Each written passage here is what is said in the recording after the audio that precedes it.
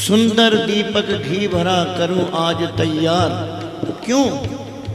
कि ज्ञान उजाला मां करो, मुझे ज्ञान दो महारानी, मुझे प्रकाश दो, मुझे रास्ता दिखाओ कि मैं किस रास्ते पर जाऊं कि तुझसे मेरा मिलन हो जाए।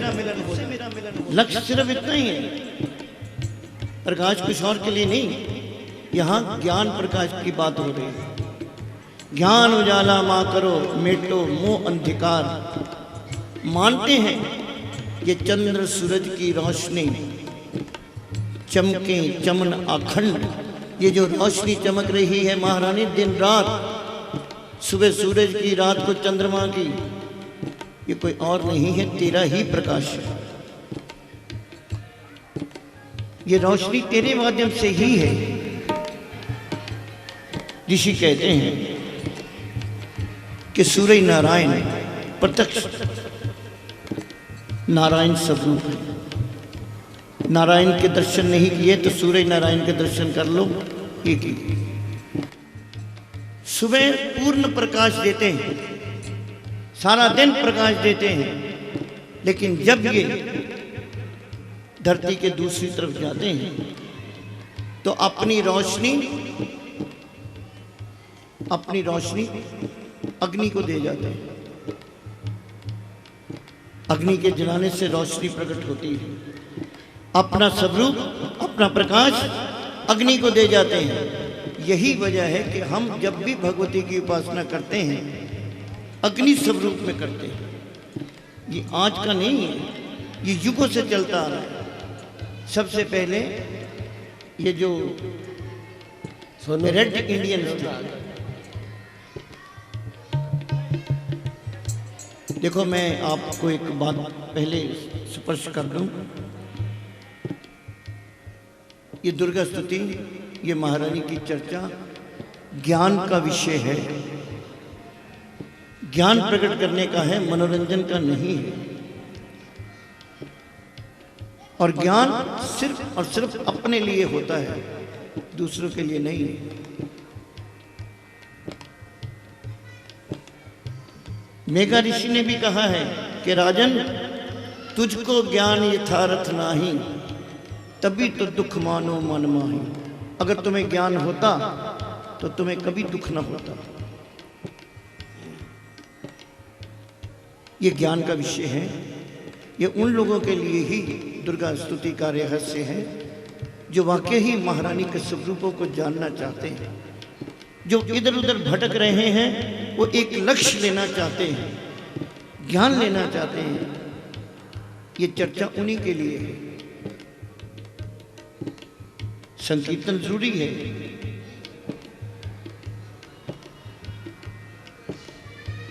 चंद्र सूरज की रोशनी चमके चमन अखंड, सब में व्यापक तेज है उस ज्वाला का प्रचंड। हे महारानी ज्वाला, ज्वाला जग जननी मेरी रक्षा करो हमेशा। मैं पहले ही बता चुका हूँ, दुर्गा स्तुति के एक एक लाइन में बहुत गूढ़ रहस्य छुपे हुए।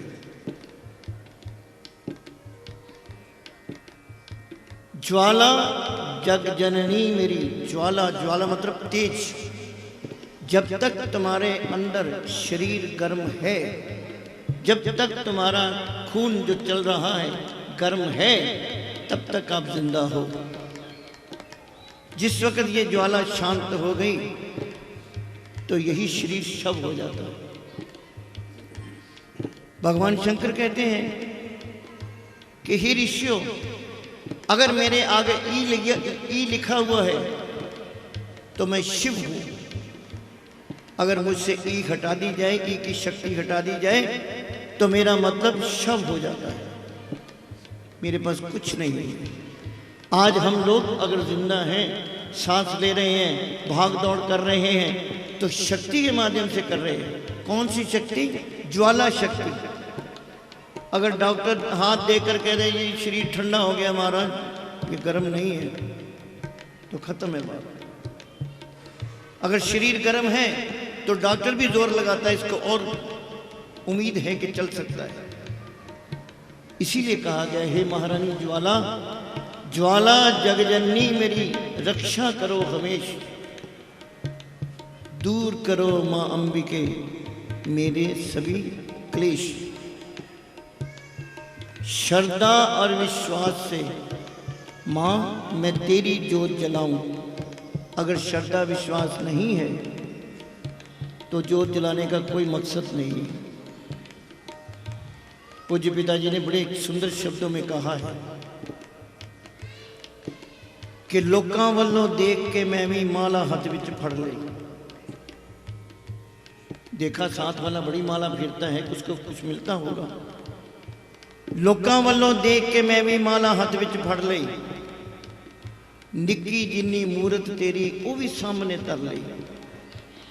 जोत जला के आरती की, जोत जला ली है, इसका मतलब नहीं समझे। जोत जला के आरती की, खारी फुल्लां नाल भर लई, पर कपटी मन में साफ ना कीता, होर नकल सब कर लई।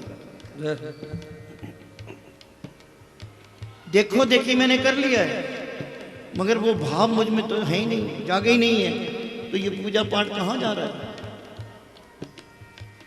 श्रद्धा और विश्वास से, मुझे श्रद्धा है महारानी, मैं अपने घर जोत जला रही हूं, मुझे पूर्ण विश्वास है कि तू मेरे ही घर में है।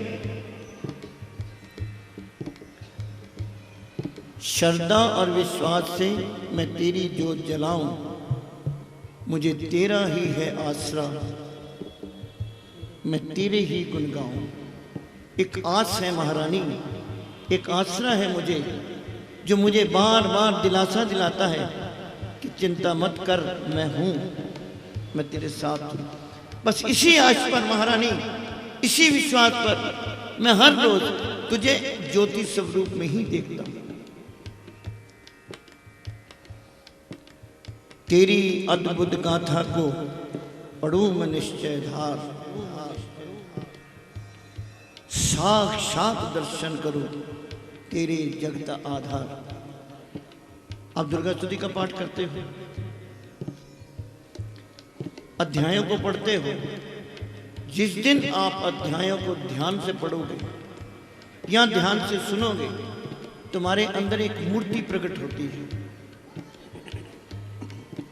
महारानी प्रकट हुई, महिषासुर का वध कर रही है, कि तुझे दिख रही है सामने।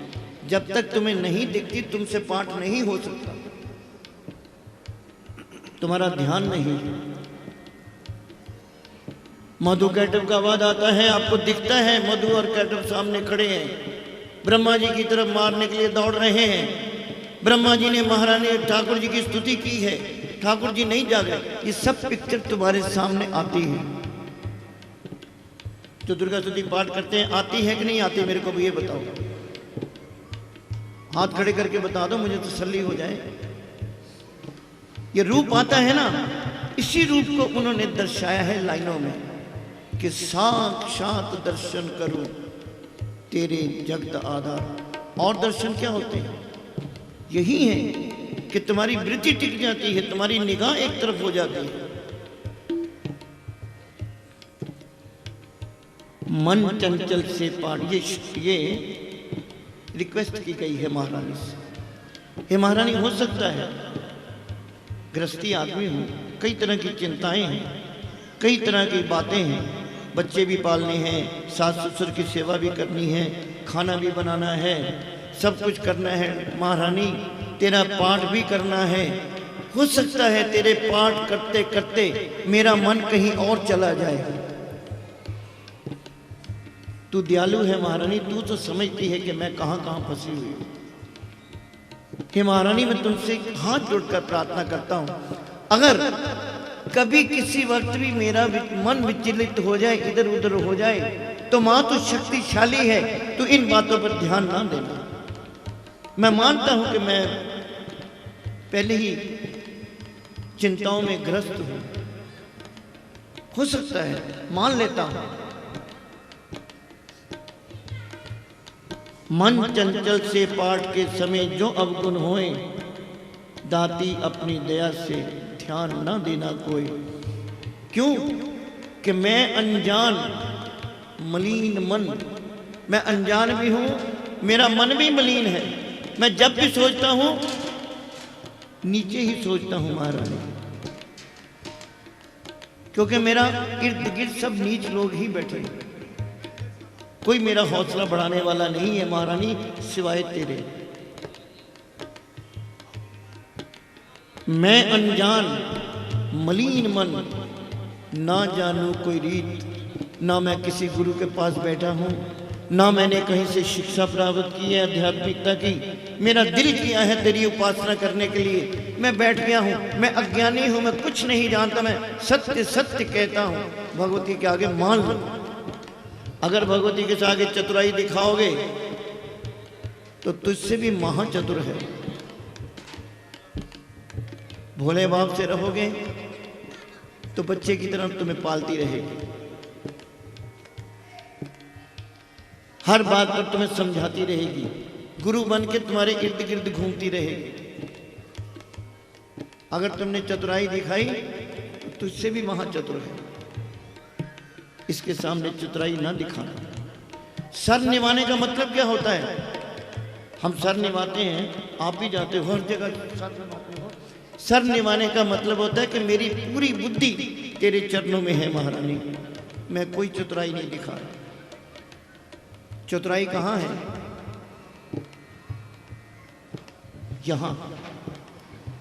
मन चतुर नहीं है, मन सिर्फ एक चिंगारी लगाता है, इच्छा प्रकट करता है कि मुझे ये चाहिए। बाकी सारी प्लानिंग तुम्हारा दिमाग करता है कहां से आएगा। जहां ये चतुराई है महारानी, वही सर मैं तेरे आगे रख देता हूं। मैं स्वीकार करता हूं कि मेरे पास कुछ नहीं है। मैं अनजान मलिन मन, ना जानू कोई रीत, अटपट बानी को ही मां समझो मेरी प्रीत।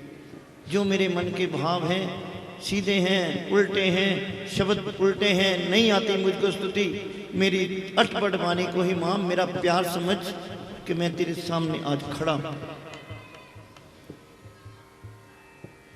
चमन के अवगुण बहुत हैं, मान लो। जब तक तुम नहीं मानोगे, जब तक तुम आत्मसमर्पण नहीं करोगे, भगवती तुम्हें गले से नहीं लगाएगी। आप कभी किसी से कहते हो जी मेरा फैसला करा दो, भाई क्या चाहते हो? जो आप कर दोगे मुझे मंजूर है। वो क्या है? हम आत्मसमर्पण कर देते हैं।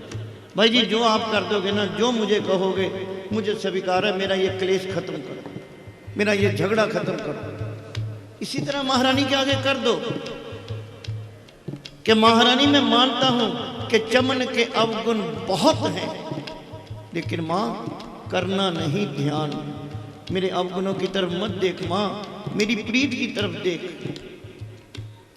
अवगुण मैंने दुनिया के लिए किए, मैं तेरे लिए तुझ सर झुका के खड़ा हूं।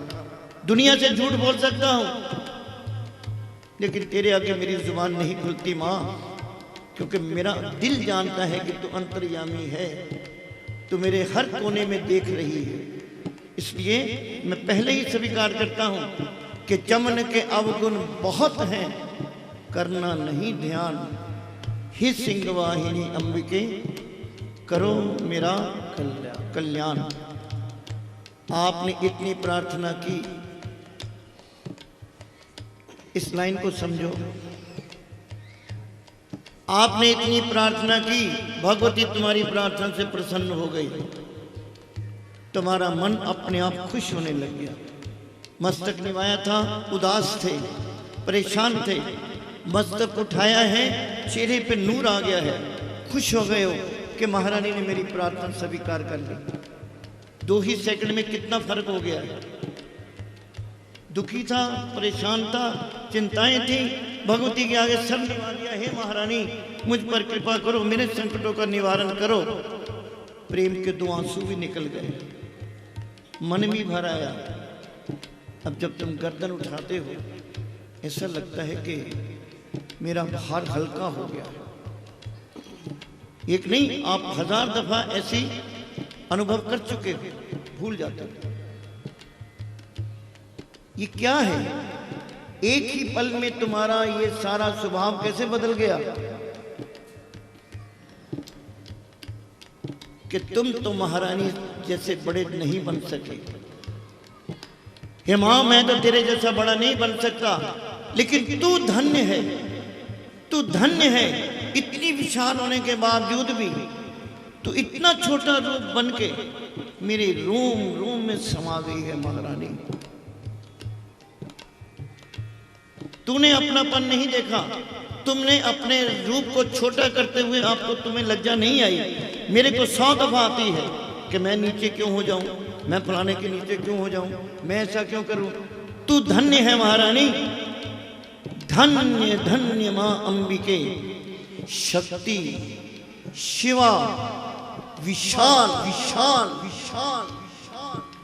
धन्य धन्य मां अंबिके, शक्ति है तू शिवा का है, शिव शिव की तू शक्ति है। शिव क्या? परमात्मा। परमात्मा का नाम भगवान शिव के नाम से लेते हैं, तो उसकी शक्ति है। तेरे बिना भगवान शंकर भी अधूरे हैं। इतनी शक्ति विशाल होने के बावजूद शक्ति शिवा विशाल, ये पूरा ब्रह्मांड तेरे अंदर घूम रहा है। हे महारानी, तू धन्य है, तू इतना छोटा स्वरूप लेके मेरे रोम रोम में समा गई है महारानी। मेरा एक एक बाल खड़ा होने शुरू हो गया है, मेरे अंग अंग से अग्नि प्रकट होने लग गई है, मेरा रोम रोम खिल गया है। क्यों? कि तू प्रवेश कर गई। इससे बड़ी और बात क्या हो सकती है? महारानी अगर सर झुकाऊं, हे महारानी धन्य धन्य मां, हाथ जोड़ के कहो महाकाली की तरफ ध्यान देते हुए, मां धन्य तू है, मैं नहीं। कि धन्य धन्य मां अंबिके, शक्ति शक्ति शिवा शिवा, विशाल विशाल विशाल। तू मेरे अंग अंग में रम रही, दाती दीन दयाल, मेरी दाती दीन दयाल, मेरी दाती दीन दयाल। तू मेरे अंग अंग में रम रही, दाती दीन दयाल, मेरी दाती दीन दयाल, मेरी दाती दीन दयाल। बोल मैं मेरी सच्चियां जोताली माता जी त्वड़ी सदा ही जय।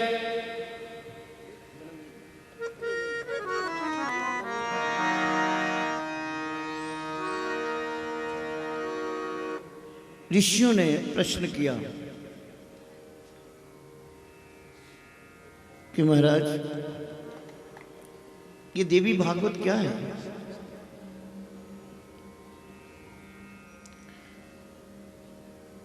समय को देखते हुए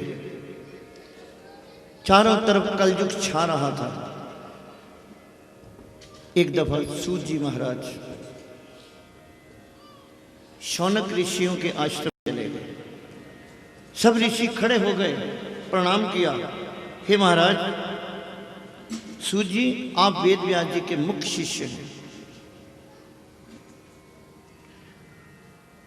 आप हम पर कृपा कीजिए, कोई हमें ऐसा रास्ता बताइए कि हम इतने इतने लंबे अनुष्ठान नहीं कर पाते।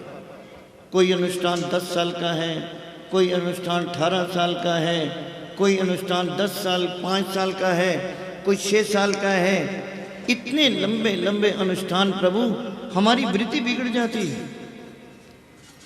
1 महीना करने के बाद सर्दी आ गई, बदल गया, मौसम चेंज हो गया, सर्दी लग गई, पूजा पाठ छूट गया, कई तरह के विघ्न बाधा आ जाते हैं।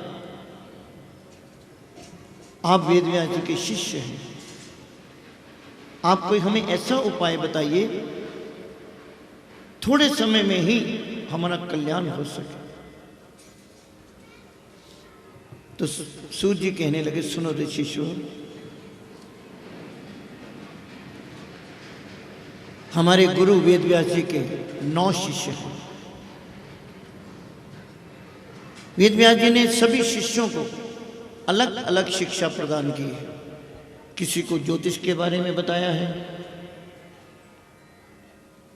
किसी को अंतरिक्ष के बारे में बताया है, किसी को यज्ञों के बारे में बताया है, यज्ञ कैसे किए जाते हैं, किसी को समाज के लिए बताया गया, समाज कैसे कंट्रोल किया जा सकता है। किसी को तंत्र विद्या सिखाई है, किसी को मंत्र विद्या सिखाई है। लेकिन मुझे थोड़ी इको कम कम सूर्य जी कहते हैं कि मुझे मेरे गुरु महाराज ने एक आज्ञा दी है कि मैंने जो पुराण लिखे हैं वेदों से, शास्त्रों का किया गया, क्योंकि वेदों की भाषा कोई समझ नहीं रहा था, सरल किया गया, शास्त्र बनाए गए, शास्त्रों की भाषा भी लोग नहीं समझ पाए, उपनिषद बनाए, उपनिषदों की भाषा भी नहीं समझ आई, लोगों के दिमाग में ज्ञान ही नहीं प्रकट हुआ। नारद जी के कहने पर और सरल करते हुए उन्होंने पुराणों की रचना की। 18 पुराण उन्होंने अलग अलग लिखे, हर देव का अलग अलग स्वरूप लिखा, अलग अलग लिखा। वेद व्यास जी कहते हैं कि वेद व्यास जी ने मुझको मेरे अपने मुझे प्रिय शिष्य समझ के मेरी ड्यूटी लगाई कि मैंने जो पुराण लिखे हैं तुम इनका प्रचार करो, लोगों को समझाओ, मेरी यही ड्यूटी है। तो कहने लगे कि 18 पुराणों में से 17 पुराणों की शिक्षा मुझे दी गई है, लेकिन 18वां जिन्हें गुप्त रखा, इसकी शिक्षा किसी को नहीं दी। क्यों? इसका विस्तार वेद व्यास जी ही कर सकते हैं, गुरु महाराज ही कर सकते हैं, इसके अलावा कोई नहीं कर सकता। वो क्या है? वो है देवी भागवत। शक्ति के बारे में, विष्णु के बारे में मुझसे पूछ लो, ब्रह्मा के बारे में पूछ लो, नरक स्वर्ग के बारे में मुझे पूरी जानकारी है, वाहरा अवतार के बारे में पूछ लो, जितने हैं, लेकिन शक्ति के बारे में मैं नहीं जानता, क्योंकि गुरु जी ने मुझे बताया ही नहीं। उन्होंने अपने पास गुप्त रखा कि ये शक्ति का प्रसार हर जगह नहीं किया जा सकता, इसे गुप्त रखा गया। तो कहने लगे महाराज अब उत्सुकता जागी कि जो गुप्त रखा गया है हमें उसके बारे में बताइए, शक्ति के बारे में बताइए। तो कहने लगे, सूर्य जी कहते हैं, एक दफा राजा परीक्षित को जब ऋषि ने शाप दे दिया कि तेरी 7 दिन के अंदर मृत्यु हो जाएगी, 7 दिन की रात्रि को तू जिंदा नहीं रहेगा, तुझे तक्षक सांप काट जाएगा। श्राप भी किसने दिया है? ऋषि के पुत्र ने, जो 5 साल की उम्र का है। ये कथा आपने सुनी होगी श्रीमद् भागवत में।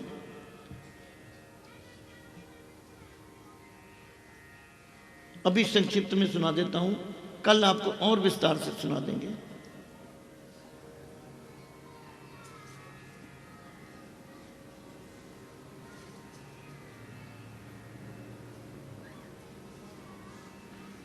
ऋषि आश्रम में राजा परीक्षित को प्यास लगी। शमीक ऋषि अपने स्थान पर ध्यान में मगन थे, अपने अंदर से आत्मा निकाल के कहीं भ्रमण कर रहे थे, कोई सुध बुद्ध नहीं थे। ऋषि ने कहा, राजा ने कहा, ऋषिवर मैं आपके आश्रम में आया हूं, मुझे प्यास लगी है। ऋषि चुप रहे। फिर थोड़ी सी ज्यादा आवाज में बोला, ऋषिवर आपको पता नहीं कि मैं कौन हूं? मैं राजा हूं और प्यासा हूं भैया, मुझे पानी चाहिए। ऋषि चुप रहे। फिर समझाया कि तुम्हें आदर सत्कार नहीं करना आता।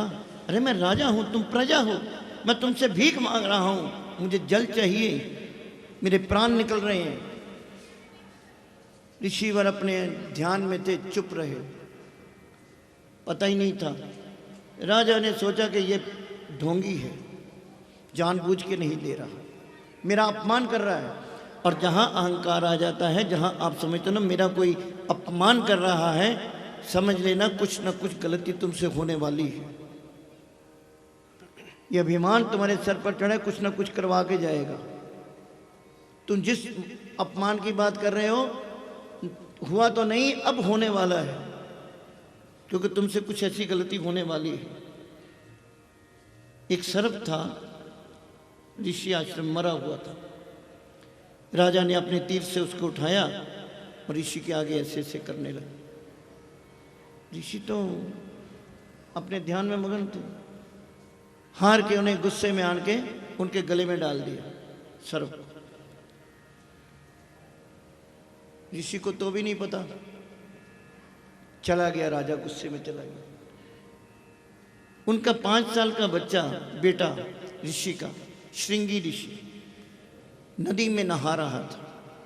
मित्रों ने जाकर कहा, बच्चों ने, अरे तू यहाँ नहा रहा है, वो हाँ देख, तेरे बाप के गले में किसी ने मरा हुआ सांप डाल दिया है। श्रृंगी ने कहा, किसने डाला है? राजा ने।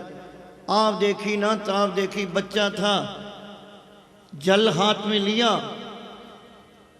मंत्र पढ़ा, ब्राह्मण का बच्चा था, मंत्र पढ़ा कि जिस व्यक्ति ने मेरे बाप के गले में मरा हुआ सांप डाला है, आज के 7वें दिन एक जिंदा तक्षक सांप उसको काट जाएगा और उसका समाप्त हो जाएगा।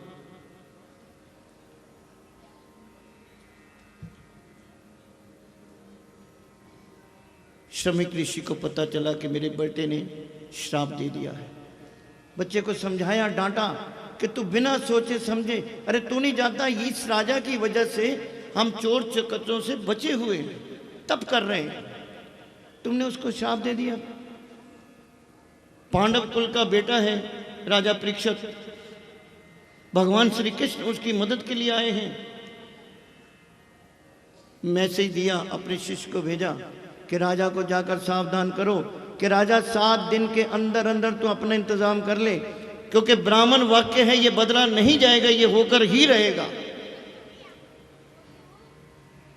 अब तू चला जा और तू 7 दिन के अंदर जो कर सकता है, पुण्य पाप जो कर सकता है कर ले, लेकिन उनको मैसेज दे देना, एक बेटे ने तुम्हें शाप दिया है मरने के लिए, और उसका बूढ़ा बाप तुम्हें आशीर्वाद देता है कि तू पुण्य आत्मा है, तुम्हें आशीर्वाद देता है कि अंतिम समय जब तेरी मृत्यु होगी तो तेरे सर पर किसी संत का हाथ होगा। वैसे ही हुआ। सुखदेव स्वामी ने राजा परीक्षित को श्रीमद् भागवत कथा सुनाई, आशीर्वाद दिया। इतिहास कहता है, ऋषियों का कथन है कि तक्षक सांप आया, लेकिन ऋषि के आशीर्वाद से परीक्षित पहले ही मुक्ति पा चुका था। तक्षक सांप ने डसा है, मृत शरीर को डसा है, क्योंकि तक्षक ने भी अपना धर्म निभाया है। ऋषियों का कथन भी सत्य हुआ, उसका मोक्ष हुआ। अब किसी ने, क्योंकि ये जो हमारे यहाँ अकाल मृत्यु कही गई है, सांप के डसने से मृत्यु हो जाए, फांसी लगने से मृत्यु हो जाए, किसी के कत्ल करने से मृत्यु हो जाए, अचानक पर सड़क पे चलते चलते मृत्यु हो जाए, जिसका कर्म कांड ना हो पाया। एक्चुअल मृत्यु क्या होती है? जैसे दीपक धीरे धीरे धीरे धीरे बुझता है, और वो जीव वापस नहीं आता जो अपने बेटे की गोद में आखिरी सांस लेता है। बाकी सब अकाल मृत्यु है। ये आत्माएं भटकती रहती हैं। ये बड़ा एक विज्ञान है, इसके ऊपर फिर चर्चा करेंगे।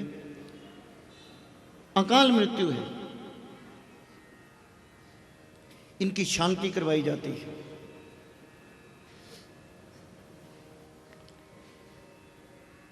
किसी महापुरुष का कथन है, ये जीव, जब तुमने पहली सांस ली थी तो अपनी मां की गोद में ली थी। जब तुमने याद कर, जब तुमने पहली सांस ली थी तो तुम अपनी मां की गोद में सांस ली थी। तू और कुछ नहीं कर सकता, तो सिर्फ इतना करना कि जब तेरी मां की आखिरी सांस हो तो तेरी गोद होनी चाहिए। तेरी मां की मृत्यु तेरे सामने होनी चाहिए। तो कहीं भी हो, ये समय मत गंवाना। ये बहुत बड़ी बात है। राजा जब सब कुछ छोड़ के गंगा जी के किनारे चला गया, सुखदेव स्वामी जी ने कथा सुनाई, मोक्ष हो गया। उसके बेटे को, जन्मजय को राज तिलक करवाया गया। बच्चा था अभी, इतना समझदार भी नहीं था, अभी इतना पढ़ा लिखा भी नहीं था, बच्चा था। राजा जल्दी छोड़ के चला गया। जन्मजय के कानों में ये आवाज पहुंची कि महाराज, सारे शहर में एक चर्चा है। आगे राजा अपने गुप्तचर भेज के पूरी सूचना लेते थे कि महाराज चर्चा है, मैं क्षमा चाहता हूं। जन्मजय कहते बोलो क्या है। लोग कहते हैं कि राजा परीक्षित की गति नहीं हुई क्योंकि वो अकाल मृत्यु से मरा है, सर्प डसने से मरा है। बड़ा आश्चर्य हुआ। जब कभी उलझन पड़ जाए, जब कभी समझ ना आए, तो सबसे पहले दुनिया की नहीं, अपने गुरु की शरण जाना चाहिए। अपनी समस्या का हल उनसे लेना चाहिए, आध्यात्मिक, बिजनेस नहीं। बिजनेस की बातें गुरु से ना करना, संसारिक बातें गुरु जी से ना करना। आध्यात्मिकता अगर तुम उलझ जाते हो कहीं पर, तो अपने गुरु की शरण जाओ। जन्मजय ने वेद व्यास जी को बुलाया, कुल गुरु थे, सारी समस्या का बताया, प्रभु सुना है। वेद व्यास जी कहने लगे, जन्मजय ऐसा हो ही नहीं सकता कि श्रीमद् भागवत सुनने के बाद, कृष्ण लीला सुनने के बाद किसी की मुक्ति ना हुई हो, ऐसा हो ही नहीं सकता। लेकिन प्रभु मुझे शंका है। अब वेद व्यास जी कहते हैं, हे बेटा, अगर तुम्हें संशय है तो इस शंका का निवारण जरूरी है। तो कैसे करें? तो कहने लगे, अच्छा ठीक है, अब मैं तुम्हें जो भागवत सुनाना चाहता हूं, जिसकी चर्चा मैं तुम्हें करता हूं, मैं तुम्हें सुनाता हूं। इसके सुनने के बाद अगर किसी की मुक्ति नहीं होती तो दैट इज इम्पॉसिबल, होकर ही रहेगी। इसके लिए शक्ति को प्रकट होना ही पड़ेगा। वो भागवत क्या था? देवी भागवत। सूत जी कहते हैं, मेरे गुरु ने गुप्त रखा हुआ था, शक्ति का प्रकाश किसी को दिखा नहीं रहे थे, क्योंकि अपना शिष्य ही भटक गया, उलझन में आ गया। गुरु का एक बनता है कि अपने बच्चे की, अपने शिष्य का उद्धार करने के लिए अपना सब कुछ प्रकट कर दे। तो सूत जी कहते हैं, वेद व्यास जी ने, हमारे गुरु जी ने सिर्फ और सिर्फ जन्मजय को देवी भागवत की कथा सुनाई। समय को देखते हुए इस कथा का विस्तार कल करेंगे। देवी भागवत में क्या है, ऋषियों ने कौन कौन से प्रश्न किए, इसके सुनने से किस किस का उद्धार हुआ है, इसके करने से क्या होता है, यहाँ तक कि भगवान श्री कृष्ण, भगवान श्री राम ने भी नवरात्रों के सारे व्रत निभाए, तभी उनके कार्य पूरे हुए। आज कथा को यही विश्राम देते हुए कल से दुर्गा स्तुति के माध्यम से, दुर्गा स्तुति श्रीमद् देवी भागवत का एक अंश है। हम इसको बेस लेके आगे जितनी भी चर्चाएं होंगी, जितनी भी कथाएं होंगी, जितना भी इसके साथ भगवती का लिंक होगा, जहाँ जहाँ भी भगवत चर्चा होगी, उसकी शक्ति से, उसकी कृपा से जो वो शिक्षा देगी, जो बुद्धि देगी, जो पूज्य पिताश्री से सीखा, जो गुरुजन से सीखा, सब अधूरा है। पूर्ण कब है? जब वो भक्ति प्रकाश करेगी, महारानी प्रकाश करेगी। वेद व्यास जी कहते हैं देवी चर्चा कोई नहीं गा सकता, वो खुद ही गाती है और खुद ही सुनती है। व्यास गद्दी पर भी वही विराजमान है और तुम्हारे अंदर भी वही विराजमान है। आज इतनी चर्चा को विश्राम देते हुए कल ठीक 8 बजे का निश्चित है। आज थोड़ा सा लेट शुरू हुआ है पहला, ताकि प्रसंग चलता है।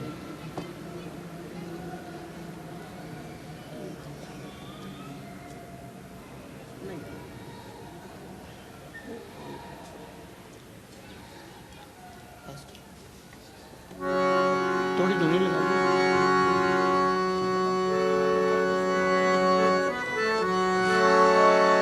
बोलमई मेरी सच्चियां जोतां वाली माता जी थड़ी सदा ही जय। एक महारानी की भेंट और उसके बाद भंडारा प्रारंभ होगा। 40 दिन का ये पूर्ण आयोजन। सबसे पहले उस भगवती को हाथ जोड़कर नमस्कार कीजिए। उसके बाद व्यासपीठ जी को नमस्कार करते हुए कि जिनके माध्यम से भगवती की वाणी आज बाहर प्रकट हुई है, क्योंकि महारानी का रहस्य व्यासपीठ जी के ही माध्यम से आपको सुनने को मिलेगा। ये रहस्य कोई नहीं जान पाता और कोई नहीं जान पाएगा। भगवती को शत शत नमन करते हुए दुर्गा स्तुति के रहस्यों का आज पहला दिन है। कुछ समय को देखते हुए, क्योंकि प्रारंभ में पूजा देवी भागवत की हुई है, उसका भी समय आज इसी में ही गया है। कल ठीक 8 बजे संकीर्तन प्रारंभ होगा भगवती का। उसके बाद कथा का पूर्ण विस्तार होगा। जन्मजय की कथा जो आज आपने सुनी है, ये कल आपको पूर्ण सुनने को मिलेगी कि किस प्रकार जन्मजय ने सारे नागों को हवन कुंड की आहुति में क्यों जलाया। ये बड़ी विस्तार और बड़ी रोमांचक कथा है। जब जन्मजय को पता चला कि उसके पिता की गति नहीं हुई, तो किस प्रकार उसने तक्षक को बुलाने के लिए ब्राह्मणों का सहारा लिया, किस प्रकार तक्षक को बुलाया, किस प्रकार वेद व्यास जी ने उन पर कृपा की। सारी कथा कल आपको विस्तार से सुनाई जाएगी। अब महारानी की एक भेंट, मिलकर भेंट गाएं और उसके बाद महारानी का भंडारा सब लोग ग्रहण करके जाएंगे। और सब लोग कहिए जय कराम काल का मई जी का, बोले सच्चे दरबार की जय। जब भी आप इस कथा में बैठे हैं,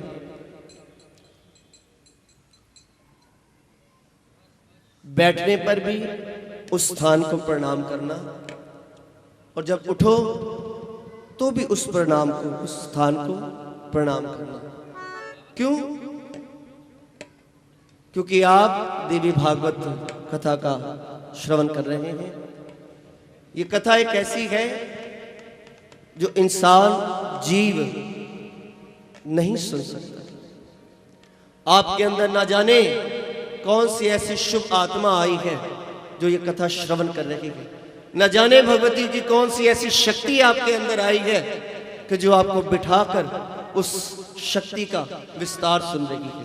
इसलिए जब भी सरल उपाय है, साक्षात दर्शन हो सकते हैं। कि जयकारा जदों लगाओ, मैया नू दिलों बुलाओ। जयकारा जदों लगाओ, मैया नू दिलों बुलाओ। मीठी मीठी ताली लगाते हुए, गुणगान करते हुए भगवती का क्योंकि जयकारा लगाते ही क्या होगा?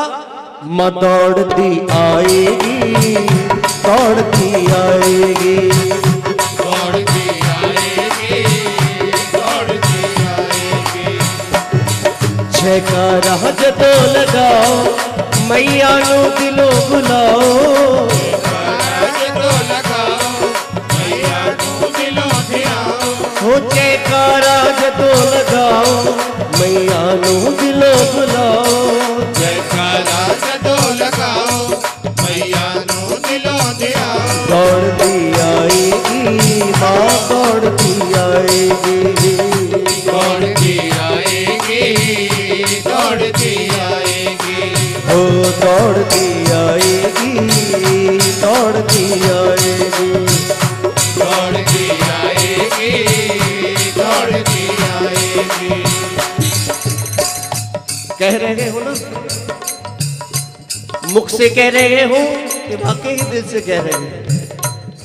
अगर तो मुख से कह रहे हैं तो फिर ठीक है, अगर वाकई ही दिल से कह रहे हो, तुम्हें विश्वास है कि तुम्हारी पुकार पर भगवती आएगी, विश्वास है ना?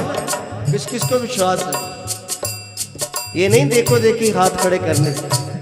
अगर वाकई ही विश्वास है तो दिल पर हाथ रख के उठाकर हाथ कहो, हे महारानी मेरी माँ आएगी, मेरी माँ आएगी, मेरी माँ आएगी, मेरी माँ आएगी।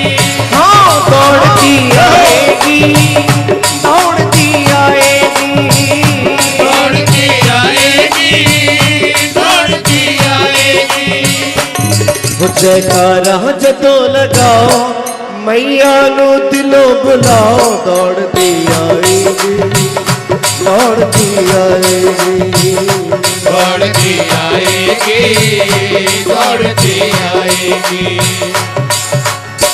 सच्चे दिलों मैया दा जयकारा जदों लाएगा, सच्चे दिलों मैया दा जयकारा जदों लाएगा। सच्चे दिलों मैया दा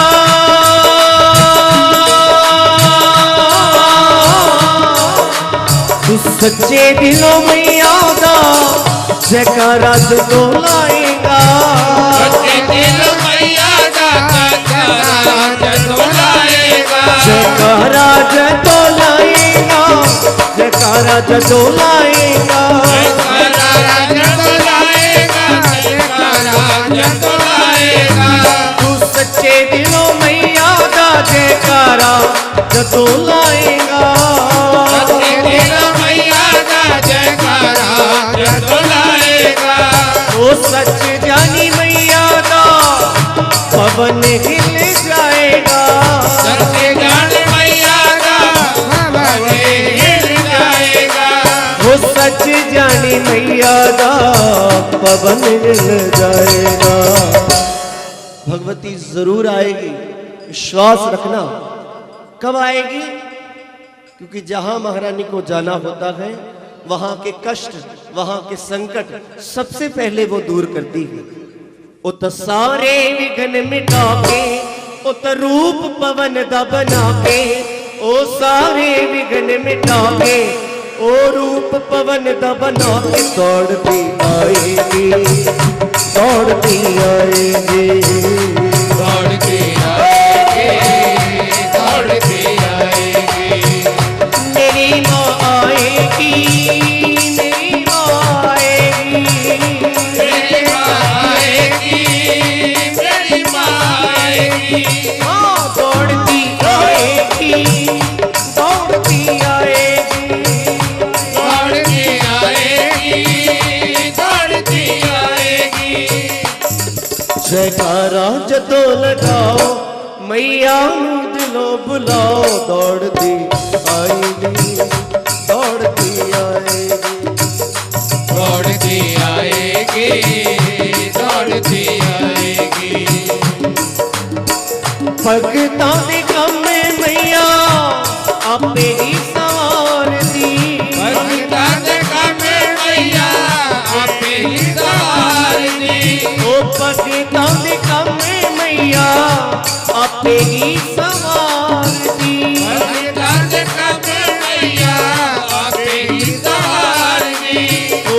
डोले हुए दिलों नू धीरज बनावदी, डोले हुए दिलां नू है धीरज बनावदी, ये डोले हुए दिलों नू धीरज बनावदी।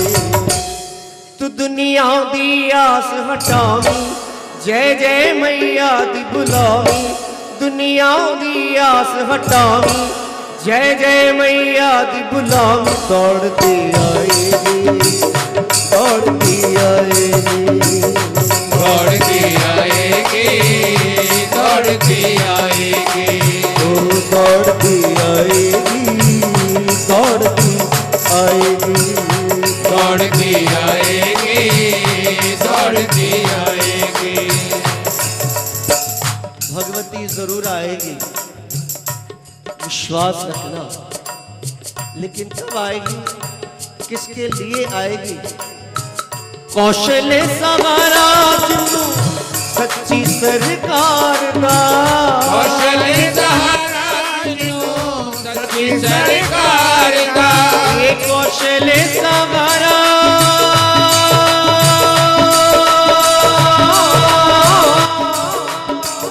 कौशल सहारा जिन्नू सच्ची सरकार दा, कौशल सहारा जो सच्ची सरकार दा, ओ सच्ची सरकार दा, मैया जी दे प्यार दा, सच्ची सरकार दा, मैया जी दे प्यार दा, ये कौशल सहारा जिन्नू सच्ची सरकार दा, कौशल सहारा जो सच्ची सरकार दा, ये ओ हकदार बने मैया जी दे प्यार दा, ओ हकदार बने मैया जी दे प्यार दा, ये ओ हकदार बने मैया जी दे प्यार दा।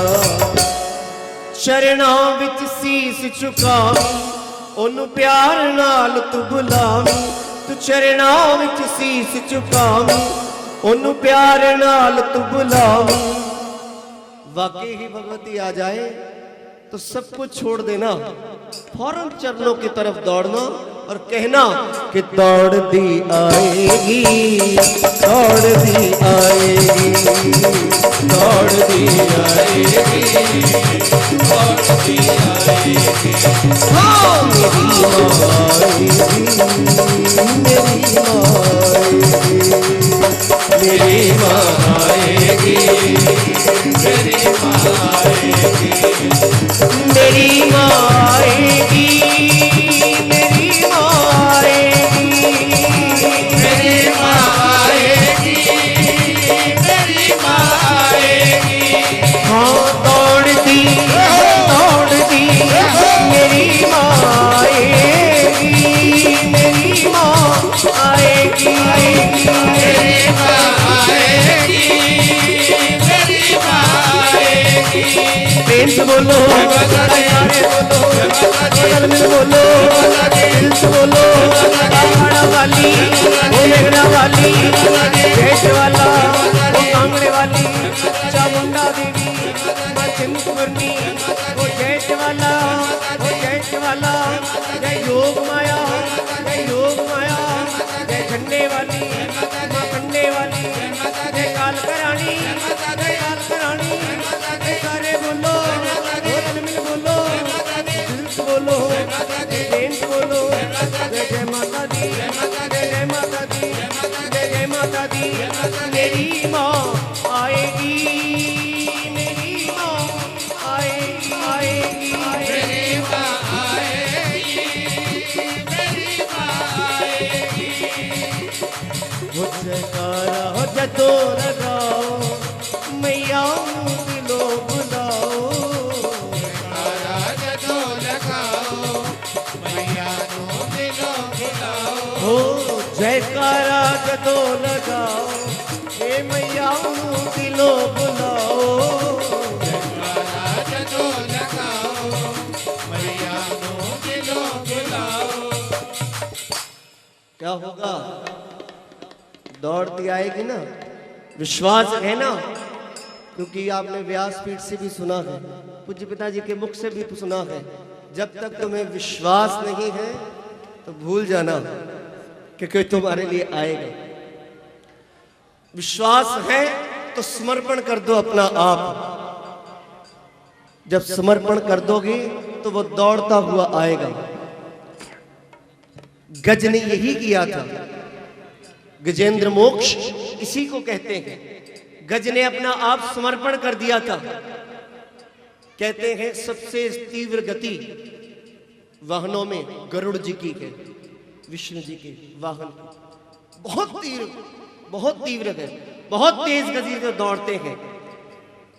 जब उस गज ने पुकारा है प्रभु मुझे बचाने के लिए आओ, दिल से पुकार की, तो विष्णु जी अपने गरुड़ पर सवार होकर दौड़ते हुए आए।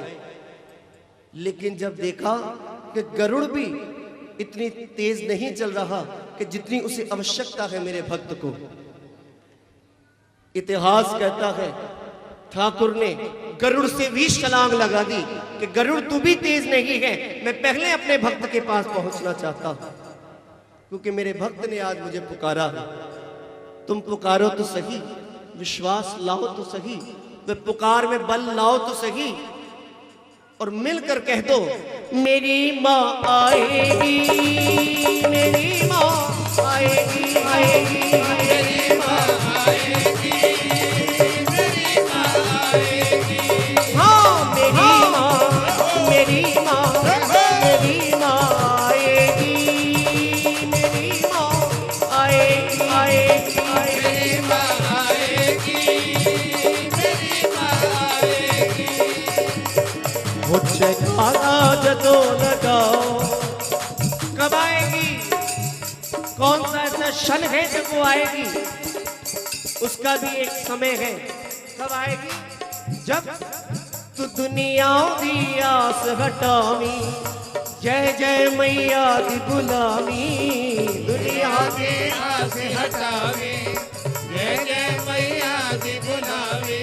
जब दुनिया की तरफ तुम्हारी पीठ होगी और सामना भगवती से होगा, तब देखना कि दुनिया दी आस हटावी, जय जय मैया दी गुलामी, दुनिया दी आस हटावी, जय जय मैया दी गुलामी। दौड़ती आएगी, दौड़ती आएगी, दौड़ती आएगी, दौड़ती आएगी।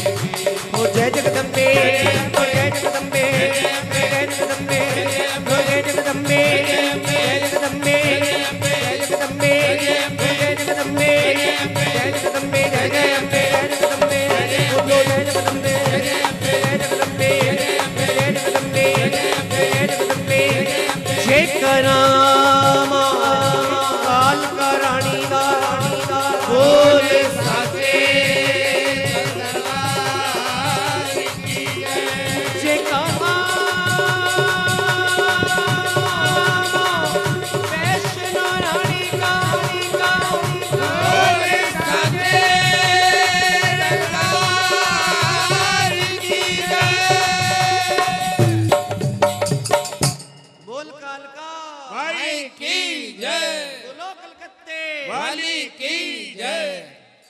आज का कथा का विश्राम यहीं पर होगा। कल ठीक 8 बजे कथा प्रारंभ होगी।